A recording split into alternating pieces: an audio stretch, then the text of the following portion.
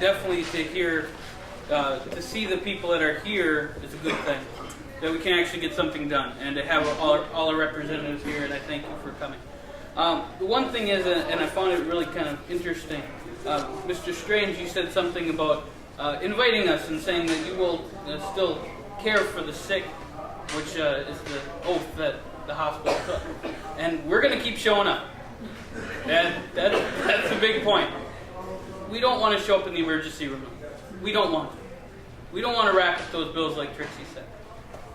We don't want the taxpayers to have to pay for us, for those huge bills in the emergency room when they can pay for the prevention of medical care.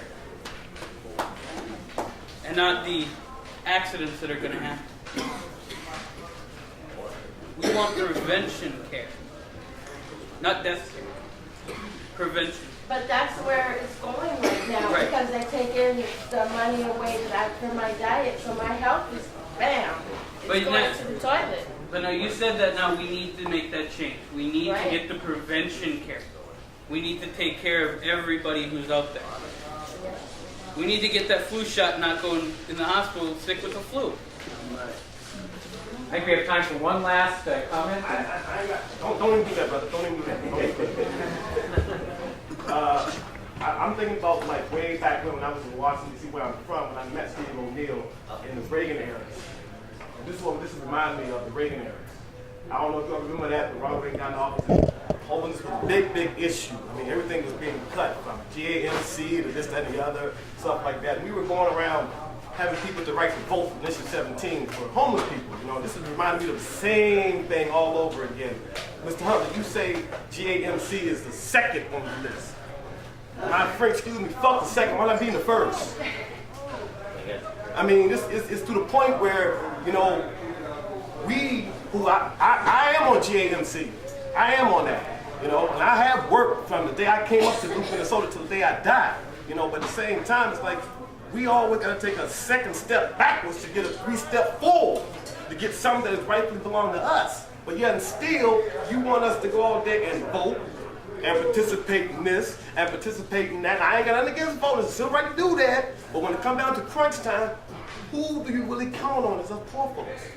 It's us poor folks. That's who you count on, is us. So the minute you take this GAMC away, you're going to see a riot. You do not want to see a riot on GAMC. You will see Detroit, Chicago, and all those other places blow up. It's going to happen that way. It will happen that way. It will happen that way. And it's sad. It's sad. This reminds me of the Reagan era. It's sad that we have the Democratic Party in the party right now, but actually no one's getting along with nobody.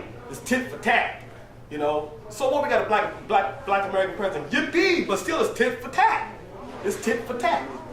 It's tit for tat. When you wake up in the morning, you always think about the fact of what's going to happen to you if you don't pay for this.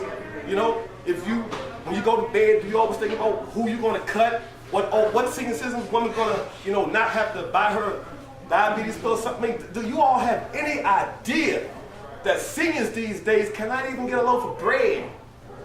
I mean, a loaf of bread. You know, I know you got grandmothers and great-grandmothers and stuff like that, but let's think about that, who built this country. And then look at us right now. We're over there in Afghanistan, not even worried about America. I ain't gonna do with Afghanistan. I'm worried about America. Afghanistan's not my problem. America's my problem. I don't pay for Afghanistan. I pay for where I live at right here, but you all don't want to hear about that. It's always second to us. Always second. But you want us to vote. Thank you very much.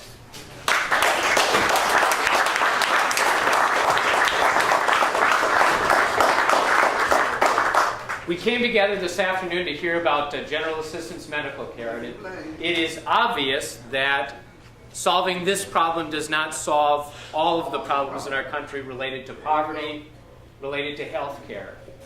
But it is one thing that we can act on now to make a small difference. In some ways a small difference, but a big difference to every person who is on this. And you may have noticed that some of the conversation was at times a bit partisan. But I want to let you know, as I've talked about this with people in my congregation, as I've written about it in my church newsletter, there are people in my congregation from both political parties who, hearing the story, have told me that this ought not to be happening in Minnesota. And so what I invite you to do is continue to tell the stories, because as people hear them, they will be moved, and they will contact their legislator, and they will do what they can to help make this, make a restoration of GAMC a reality. So we thank you for being here. We thank all of you for being here, and those who spoke and those who listened and shared your remarks. So thank you very much.